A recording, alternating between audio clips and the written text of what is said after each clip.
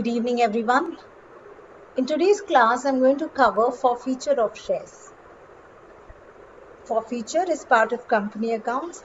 In previous videos, we finished calls in arrears, calls in advance. In this video, I'm going to cover forfeiture of shares.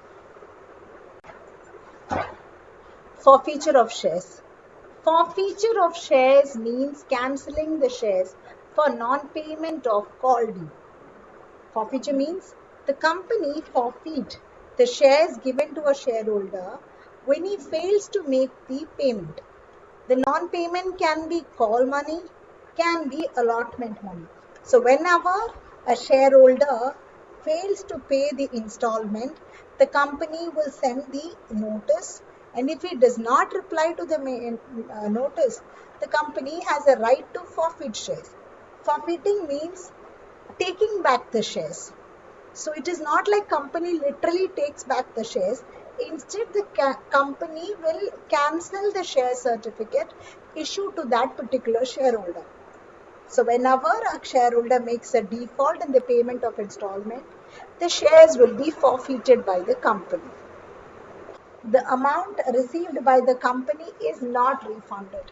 The most important part is that imagine A as a shareholder paid application money and allotment money together 5 rupees.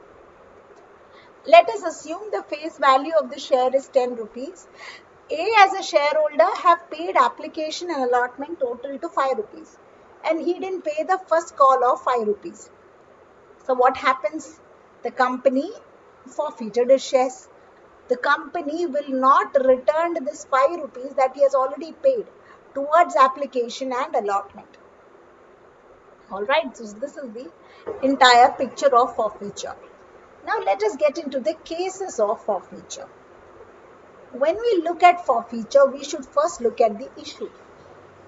Forfeiture of shares issued at par. When a company forfeits shares, see whether the original issue is at par or is it at premium. These two have a different journal entries. So first things to note is whether the forfeiture is of the shares that has been issued at par or is it of a share that has been issued at premium. And I hope you all know what is par and premium. Par means at face value, premium means above face value. Journal entries, case A. Now what is case A? Case A is forfeiture of shares issued at par. So the original issue is at par. Journal entry will be share capital account data. It can be share capital or equity share capital. Simply when you write share capital, it means equity only. So share capital account data, 2 forfeited shares account, 2 calls in arrears account.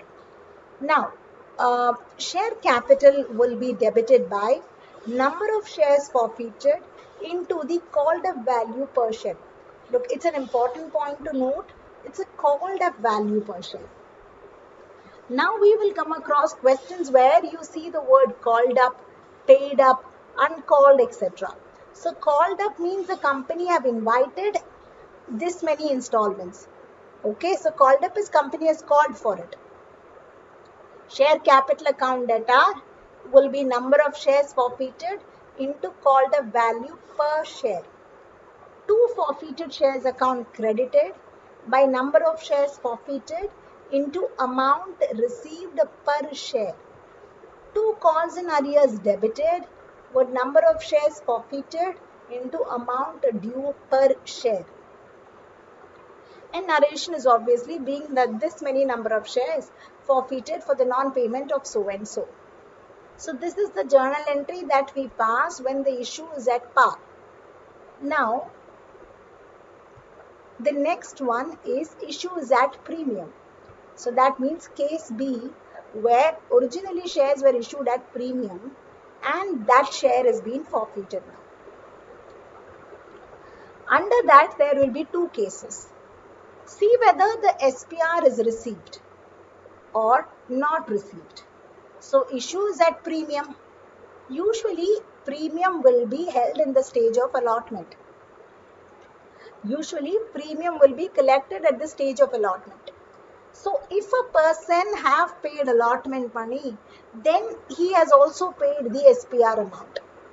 So if a person has not paid the allotment money, then obvious that he has not paid the SPR also. This is the general assumption. Usually SPR is taken at the allotment stage, and in most sums you find that way only. Rarely only we get sums where premium will be in calls or it's uniformly distributed in all the installments. In larger picture, larger case, it will be at the stage of allotment. So when allotment is paid, SPR is paid. When allotment is not paid, SPR is not paid. So that is how we get two cases under this. When SPR is received, the journal entry is pretty much similar to the first case entry. But you will find some difference in the entry, but that's actually not a big thing. See here, calls in arrears account. In calls in arrears means all arrears. It could be allotment arrears and calls arrears. Whereas here I've shown the breakup.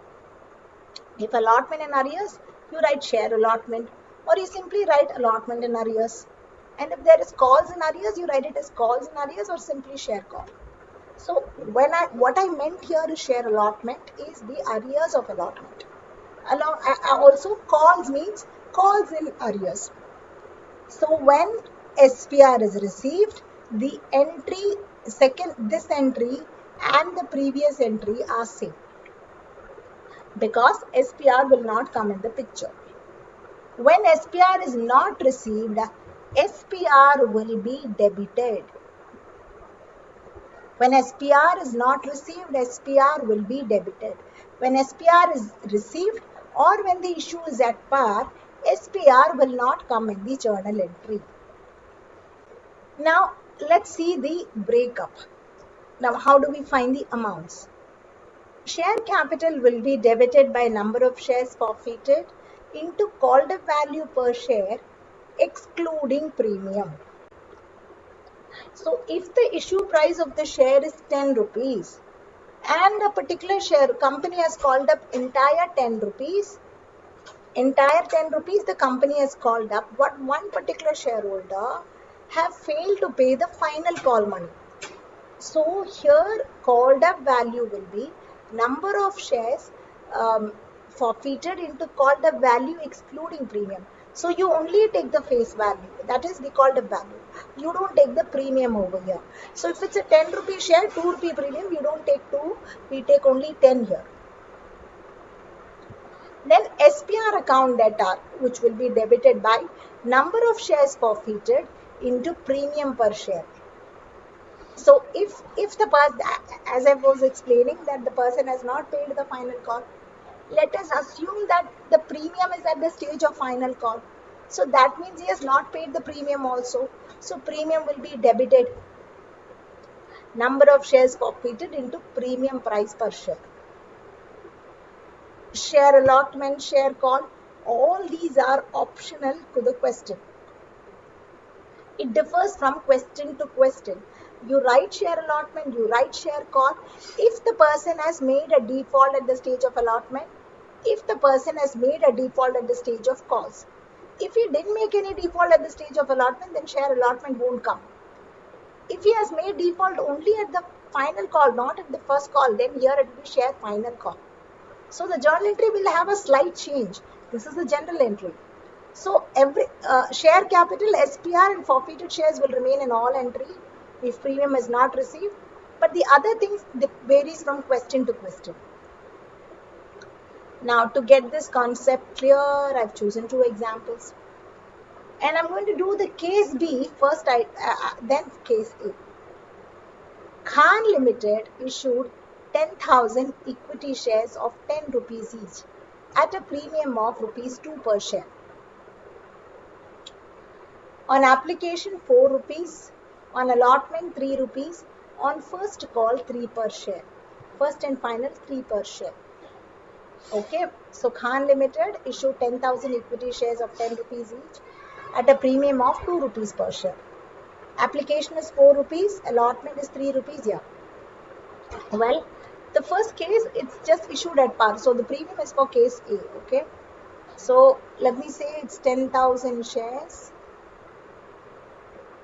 at rupees 10 each. So it's issue at par. So case B is issue at par. Case A is issue at premium.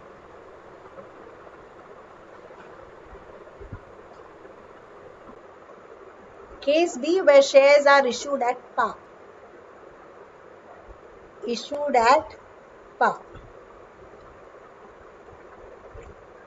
The first entry is application stage entry. Application stage. Bank account data to share application. 10,000 shares, 4 rupee application money. So 40,000 debited and 40,000 credited. Receipt of application money. Then transferring application money to share capital account.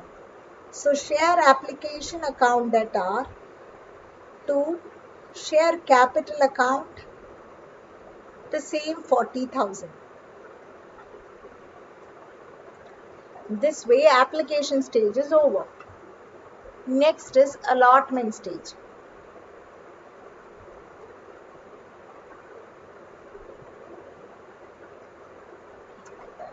Allotment stage, first is the due entry. So share allotment account data to share capital, because the issue is at par here. 10,000 shares and allotment price per share is 3 rupees. So we are supposed to receive 30,000 at the stage of allotment. Now going to the case 1, if I am not wrong, it was said that, what is it said? 1 minute. It was said that Gaurav failed to pay the allotment money and the shares were forfeited before the first and final call. So there is a calls in arrears at the stage of allotment. So the bank entry of allotment will be bank account data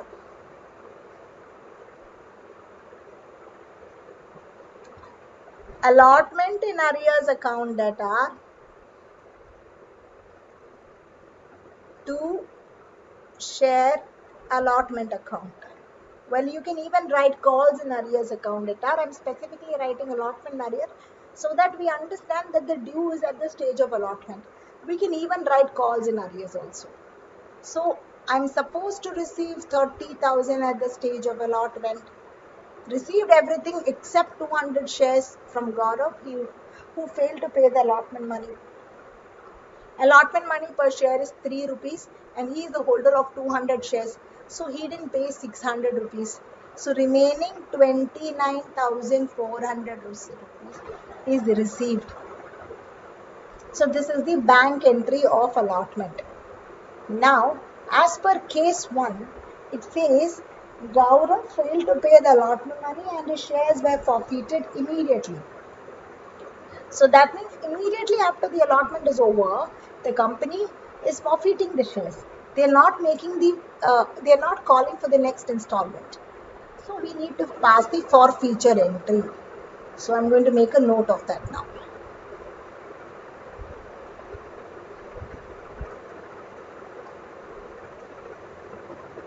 Forfeiture entry.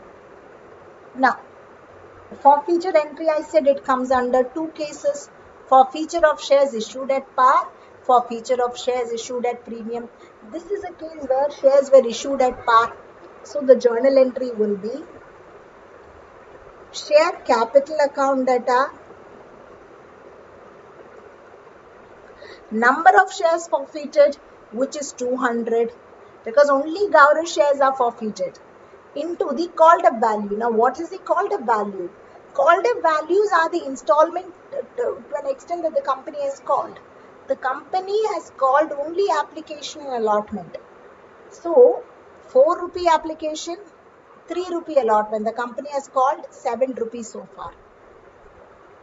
To share allotment account, or you can just say allotment in arrears account. This will be 200 into 3 rupees. So that means this allotment that we debited here, we are crediting here. And to share forfeiture or forfeited shares account. Okay, this will be number of shares forfeited into what he has paid per share. He paid only application money. He didn't pay the allotment, he paid only application. So collected is 4 rupees per share. So 200 into 7, 1400. What the company has not received is 600. What the company received is 800. So out of 200 shares allotted to Gaurav, company received 800, not received 600. The company has forfeited his shares. So that means the company will not refund this 800 rupees. So this is otherwise called as profit on forfeiture. This is otherwise called as profit on forfeiture, because the company has not going to refund this money, okay, because he has made the default. So this is for case 1. Second case is when he failed to pay the allotment money, and on a subsequent failure to pay the first and final call. First and final call is together one installment. His shares were forfeited. So that is the second case. Now, application allotment entries remains the same. Forfeiture entry comes after the call entry. So, application entry, same entry. Allotment entry, same entry. Now, I need to pass call entry. Call entries or call stage. After the call stage only, I can pass the forfeiture entry for case B. So let's pass the call stage entry, which is share first and final call account debtor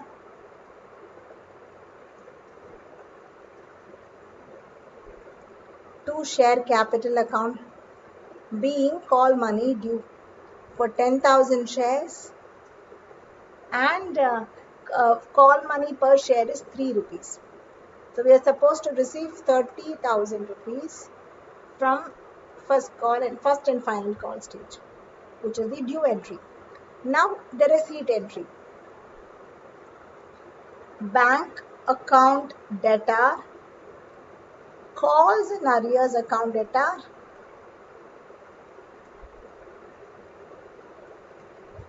to share first and final call account. So share first and final call will be 30,000 rupees. Calls in arrears will be Gaurav was holder of 200 shares. He didn't pay the call money of 3 rupees also. So that means he didn't pay 600 rupees. So the company have received 29,400 but not received only 600. So this is call stage. Now the company will pass the forfeiture entry.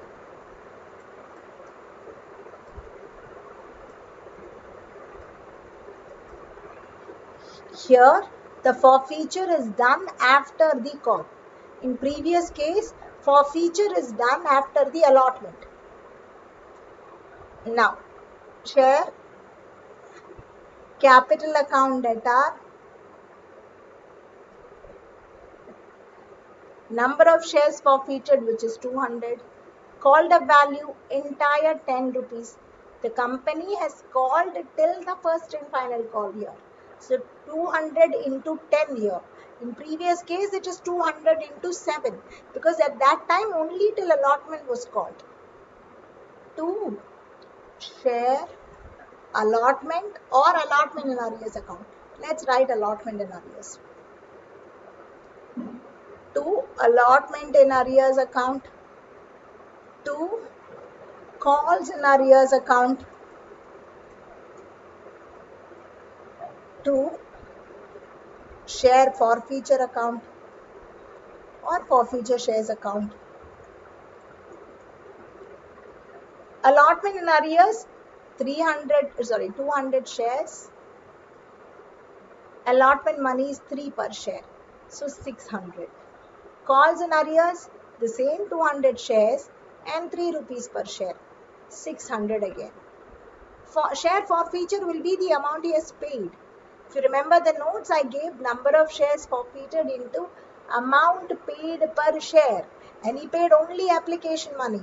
So 200 into 4 rupees. So that is 800 rupees. Let's get into the third case. That's case C. In case C, it says that he failed to pay first and final call. So this fellow has not made any default at the stage of allotment, but made default only in the call stage, and his shares were forfeited.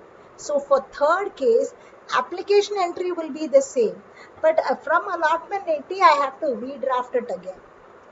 For third case, I have to redraft the allotment entry because this fellow has made no default at the stage of allotment. So I'm going to do the allotment stage once again. For case C, share allotment account data, to share capital, number of shares 10,000, allotment money 4 rupees per share.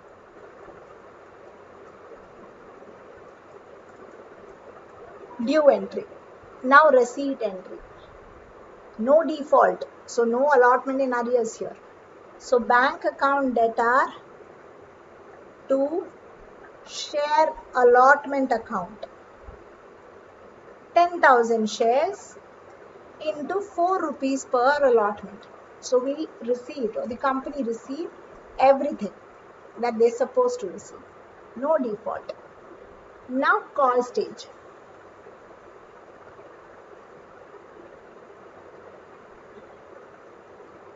Due entry of call. Share first and final call account debtor to share capital account. Number of shares 10,000. Final call is 3 rupees. So 30,000 and 30,000.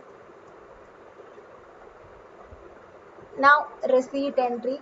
Here there is calls in arrears. So bank account debtor, calls in arrears account debtor to share first and final call. That is 30,000. Gaurav, holder of 200 shares, did not pay 3 rupees, so 600 and 29,400. So the company have called entire 10 rupees. Gaurav made default only in the final installment and shares were forfeited after that. So here forfeiture entry comes after the call entry. So now forfeiture entry.